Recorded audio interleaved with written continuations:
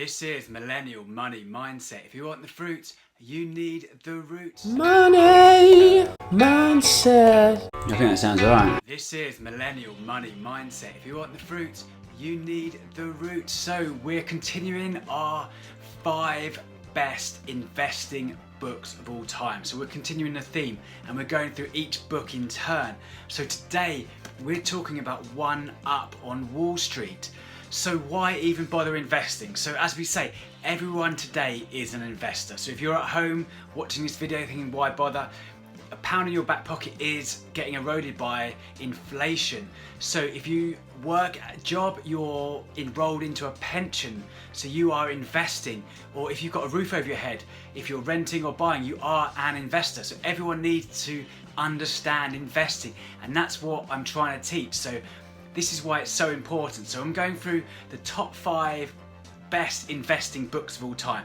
And I'm a massive book nerd. As you can see, I've read hundreds if not thousands of books. And I love YouTube, which is why I've got a YouTube channel. I love going through it, finding great reviews of books. And I've essentially condensed all the books down into, the investing books down into these 5.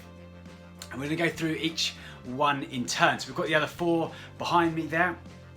So let's get right into it. My name's Neil Doig. I'm the author of Millennial Money Mindset. If you want the fruits, you need the roots. The creator of the card game, football formation, asset allocation, and the founder and CEO of Money Tips, which stands for tax, investment, property, pensions, and savings. So right, why is this book so good? So I'm gonna give you one tip at the end, so stay right to the end and I'll tell you the main concept of this book. But there's a number of different reasons.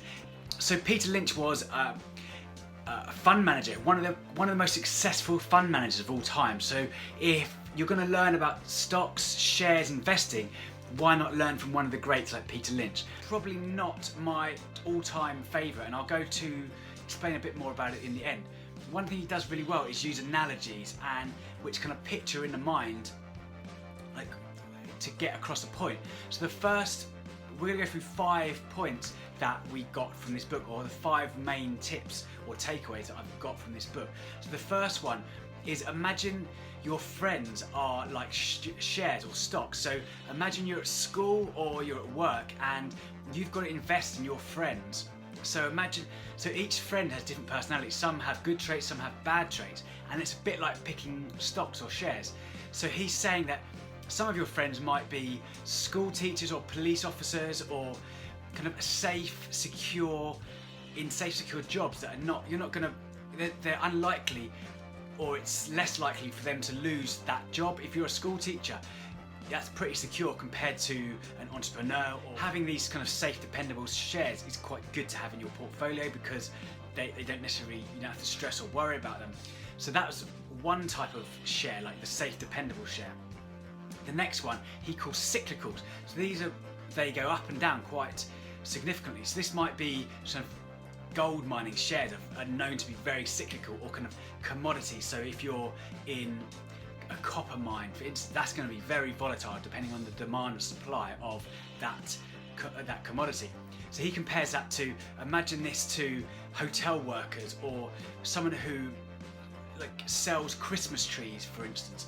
That's going to be very, very seasonal, and that's going to be very, very kind of cyclical. Second point, so that was number 1, be like, imagine your friends were like stocks. So number 2 takeaway is, if you're going to be buying shares, if you need the money, don't buy shares if you need that money within 12 months. So shares go up and down quite significantly, or they can do. So don't put all your life savings into shares if you need that money within 12 months. So if you're looking to buy a house, for instance, don't put your house deposit into shares, because you could lose a large proportion of that if the stock market comes down. So over 10-20 years length of time, actually shares are actually quite dependable. They're actually quite predictable. They do tend to go up over 10-20, these long periods. But don't put money that you want back within 12 months into the stock market. So that's point 2. So point 3 is, actually, can you beat Wall Street? So the whole point of this book is he thinks you can beat Wall Street. Wall Street or the City of London are not actually that clever.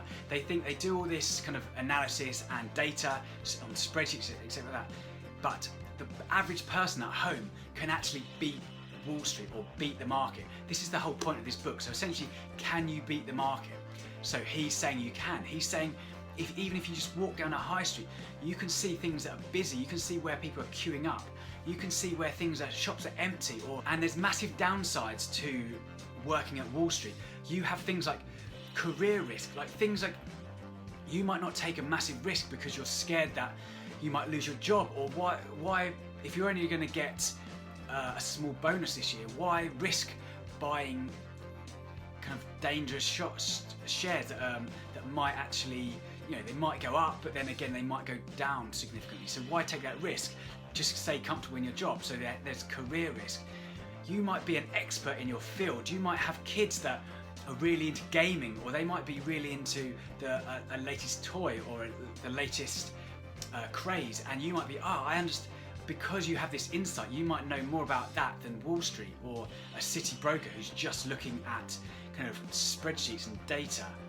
You might understand brands, like how much is a brand worth? If you look at Apple or look at, I don't know, Nintendo or kind of clothing brands. It's quite difficult to put your finger on why they're successful, but you might get a buzz, or you might get kind of an understanding about this kind of brand that you might not understand if you're just looking at kind of the spreadsheets and data.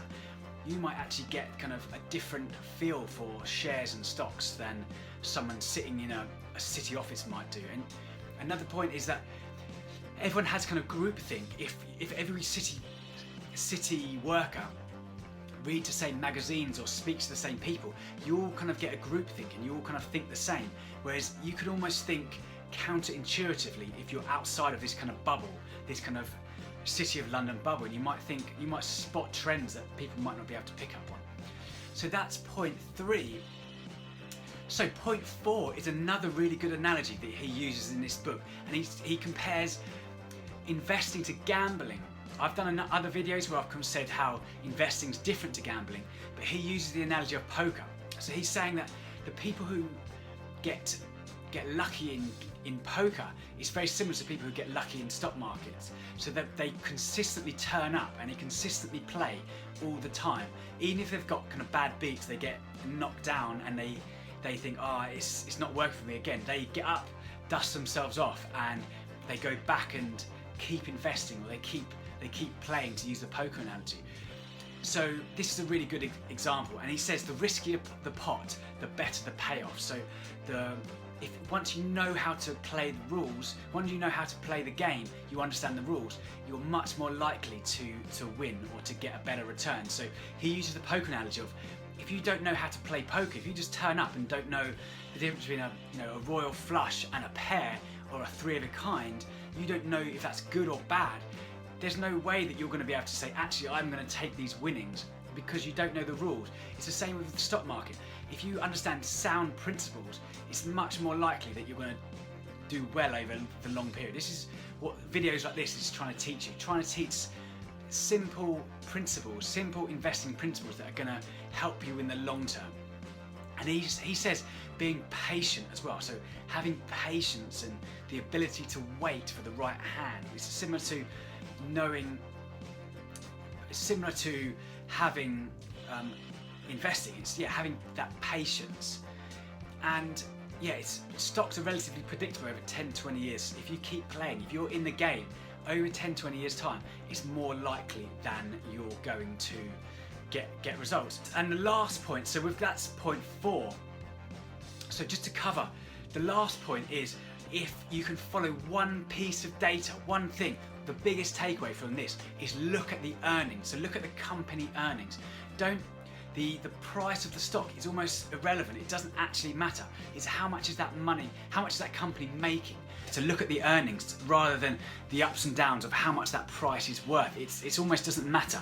It's how much is that making, how much money is that making. And that's essentially the core of a business. So that's my 5 big takeaways from One Up on Wall Street. So just to cover those, so don't buy stocks if you need the money within 12 months. If you're having a house deposit, don't put that money into the stock market, because there are ups and downs to the market. Over 10-20 years time, it's pretty predictable, but it's unpredictable over 12 months. So you can beat Wall Street by doing simple things, by looking at different, almost stepping outside that Wall Street bubble and thinking about things differently, seeing what's busy, looking at different brands and seeing why it's popular. So the next point was gambling. So stock market and gambling are quite similar. I'm not saying in the reality gambling is very different to investing, but the analogy he uses, where if you consistently turn up, if you know the rules and play your hand well, you can do well in the long term, and having that patience. And then finally he talked about being like your friends are a bit like, imagine your friends are a bit like different types of shares. So you would have the reliable police officer or the reliable school teacher that gets paid a salary every month. He's not going to get kind of big city bonuses or not going to get huge payouts. Whereas there's a cyclical person who moves up and down. These are like, imagine someone who works in a hotel that's busy in the summer, or say a Christmas card seller, or you're selling Christmas trees. You're going to get a big kind of payout over Christmas, and it's going to be pretty lean in summer. That's the kind of cyclical. Then if maybe a writer or an actor or a kind of musician, these might take ages before they actually have their big break, but then all of a sudden they make their big break, and then they make their millions. This is a bit like small startup companies. And then another one is like the middle managers, who potentially might take a while to build up, but then once you do, you might have kind of bonuses, or you might be, you know, a stockbroker or a lawyer who might get big payouts because they do well, bonuses. So what was your big takeaway from this video? Have you read One Up on Wall Street? Have you heard of Peter Lynch? So he's one of the best fund managers of all time. So put your comments below and tell me any tips you'd recommend. This is Millennial Money Mindset. If you want the fruit, you need the roots. My name is Neil Doig. I am the author of Millennial Money Mindset. If you want the fruits, you need the roots. Please check out my book, Millennial Money Mindset. It was shortlisted by the Financial Times in 2018. I am the founder of Money Tips, which stands for Tax, Investment, Property, Pension Savings. We're different. We offer financial coaching and help you make better decisions with your money. Please like, please subscribe. Thank you so much for joining us, and this has been Millennial Money Mindset. If you want the fruits, you need the roots.